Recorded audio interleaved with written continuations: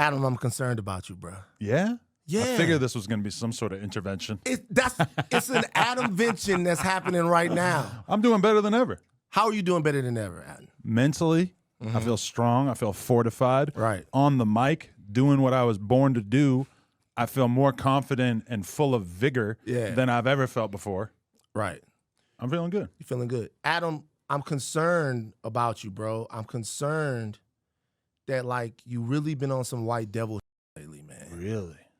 Yeah. What moments in the No Jumper cinematic universe got you to that conclusion? See, No Jumper cinematic universe. I actually feel like I came up with that. Because like I feel like I was so into the No Jumper verse, the No Jumper cinematic universe, because you got your whole multiverse, but you're right. Probably not true. No, but there was a moment where I realized that like Andrew Schultz was very invested in what was going on here, and then there was a moment where I realized you were really paying attention, but to like a way more serious level than what Andrew Schultz every knew. Clip, every interview during the height of the Jumper verse, because really the Jumper verse now is much like the MCU.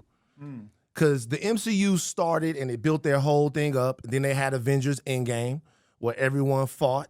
And then some people left the MCU and some people, now we got new heroes. For the record, never seen a single Marvel film ever. Well, I could tell you ain't got no imagination. You all up. You know what I mean? Like, it doesn't look like you would have that type of fun. That's too I hate wholesome. those movies. I've tried to watch them a few times. I don't get it. That's probably too wholesome fun for you.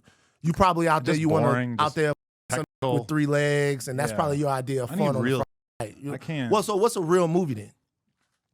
I don't know. I don't watch a lot of movies. You don't watch a lot of movies. Okay, really so like I said, I like documentaries. You like a different type of fun. Yeah. It needs to be real for me to get invested in it. Like you like going down. You probably like tonight, Lena. What we're gonna do is we're gonna put flashlights on our head and we're gonna get all on K and we're gonna go down to Skid Row and just like chill around and see what we can see and vlog about it. That's I have very low risk tolerance at this point in my life. I would never do something like that. Yeah. Let me come back to the white devil They'll thing. eat me alive down there. So this is my thing, bro. You was always on your cool white boy, right? And the cool white boy was working. Now I'm looking at you, and it seems like you wilding a little bit, bro. Well, what got you to that conclusion? So a couple of things. Number one, the Ruger thing was bad, bro. That was bad. How did he? He's a grimy GD, that one. See, you throwing out people's gangs. This is what I'm talking about. I got to keep it 1,000. This is the new Adam where you gang banging and you No. I'm not gang banging. Calling out, saying he's a grimy GD is a little bit. Why? Well, he knows. I know, but why? When he was here and he said straight up, for somebody that comes from Chicago, because we did hip hop homicides and I was there in Chicago seeing how things go. When he said he did not want to talk about beef, why did you press him? It almost looked like you wanted. Did you watch the interview? I did watch the whole thing. Right.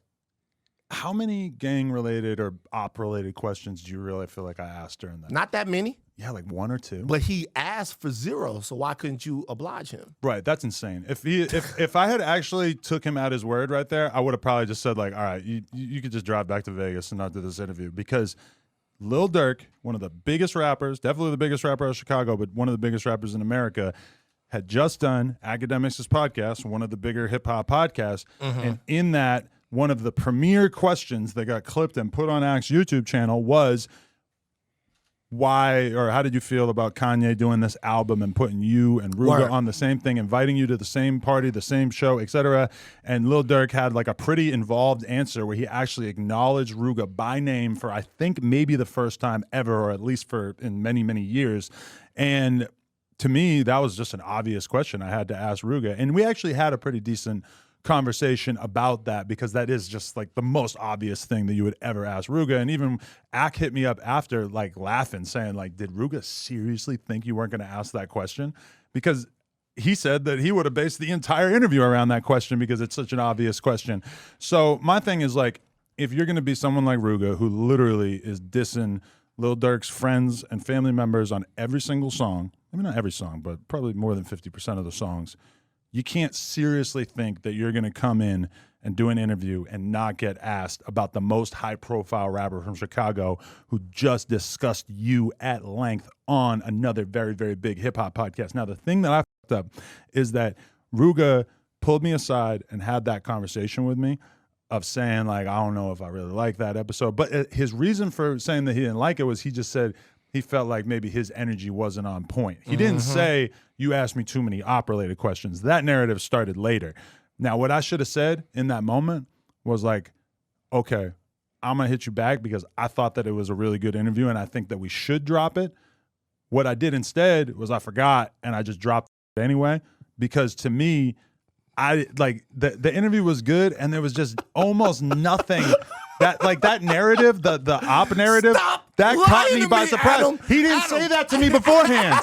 And when you watch it, I barely asked him about anything. It would not have even made sense for him to say that was the reason he didn't want it to drop. So listen, this is why it's the white devil Adam 22 right now. This is why. What you just gave right there is a completely salient, like, obviously logical response. But you left some things out. You know what we call that? We call that standing on business. There you go. Standing on business. Standing on business. Look at you now. See? Standing on business. Standing man. on business now is what you're doing. Okay. But let me Stood tell you. on it. Let me ask you a question. Did Ruga, prior to the interview, tell you that he didn't want to talk about that? Yes or no? He did briefly say that. Okay. So that's why I didn't. I had 10 op-related questions that I did not ask him because he said that. But the Lil Durk one was like, you got to ask that one. But hold on, though. So that's the thing. The thing is this. Everything that you just said, as somebody who interviews people all the time, people in media, nobody's going to disagree with you. That's like, you know how many interviews have been pitched to me and somebody has said, either it be a label person or a PR person, hey, don't ask about this. And I'll say, okay, well, I don't need to have this person on. Like, if I can't ask about that, if you're going to come on here and I can't ask about that, I don't need to have this person on. Gets a little devilish when you say that you won't do it, and then you get them on the camera and you ask them about it anyway. He did not specifically say he didn't want to talk about that. He just said that's what he says. And he's a liar. He did not say that he wanted me to do an interview that was entirely free of any beef-related questions. He just said that he didn't want to make the whole interview like that. So for anyone, I challenge everybody watching this to go watch it and tell me if you think that was an overtly beef-based interview. So it might have been the interview, the least beef-related interview that Ruga has ever done in his life. In fact, I would bet money that it was the least beef-related, op-related interview he's ever done in his life. So if you're saying straight up that he's lying, then that's a different thing. But he says, hey, I didn't want, so there's 2 points. He says, hey, didn't want to talk about any beef. Then he says, he never said he didn't want to talk about any beef. He just said, I don't want to do a ton of those questions. Okay. So I asked him about the most mainstream, well-known beef that he has addressed 10,000 times in songs. After that, you conveniently forgot. Right. That's not even halfway horns. It's like 5-inch horns. I should have called him and told him, yo, I'm dropping it anyway. Okay. What's with same end result? What's with the new bravado? You feel different? You feel different. Yeah. You feel different, right? Because you out here talking your shit, you telling people to slide, you doing all of that. Because you go through this time period in your life where you're listening to rap music and you're hearing all these dudes talk about what they're gonna do, etc. And I kind of had this epiphany. All I got to do is call their bluff, and they're not gonna do anything. So I called multiple bluffs, and I raked the chips in. I'm a poker player. I raked the chips in because the reality is that these are logical entities out here who, for the most part, behave logically, and there is not enough insanity lurking around in their brain for them to come do something physically to me. Now, if they would like to, I'm here. They're going to. Sure. Come do it. Sure. What I'm saying is, the more you invite that, the more that energy gets invited, the more it's not even gonna be one of those guys. If you make yourself a trophy, somebody's gonna compete for you. Well, here I am, standing on business, Van. I ain't worried about that shit. Motherfuckers is all talk. Look at this. They are. Look at so Adam. by the And way, then they run and hide their hands after they fucking, like, after I call the bluff. It's like, oh, well, we're not going to, nobody's want to risk their freedom. Nobody's going to do anything. Okay, I'm not even talking about Ruger right now. I'm just talking in general. well, not even Ruger. Right, yeah. But because I've just seen you, like, it just seems like you're running around with a different type of battery in your back right now.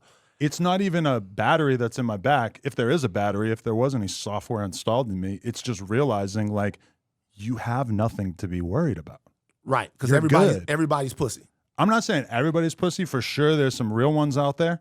Yeah. I just don't know that I'm beefing with them. You don't think, who are you beefing with? I don't know. Nobody really. Because So if you're not nobody beefing- doing nothing. So if you're not beefing with anybody, then you're not saying that anybody's pussy. But if you're saying that, like, you're not, if you're saying that if you're into it with somebody and they're not going to do anything, then that's a direct challenge for them to do something. This is what I'm saying. Forget about all of that. Because I'm not a street nigga, and I don't think that you are either. Are you a street nigga? Because something might have changed. No, sir. You're not.